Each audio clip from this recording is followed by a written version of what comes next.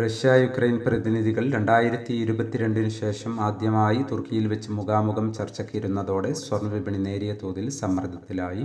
ഇന്ന് രാവിലെ സ്വർണ്ണവില പ്രഖ്യാപിക്കുമ്പോൾ അന്താരാഷ്ട്ര മാർക്കറ്റിൽ ഔൺസിന് $3,213 പരിധിയിലായിരുന്ന സ്വർണ്ണവില ഇപ്പോൾ $3,188 പരിധിയിലാണ് എത്തി നിൽക്കുന്നത്.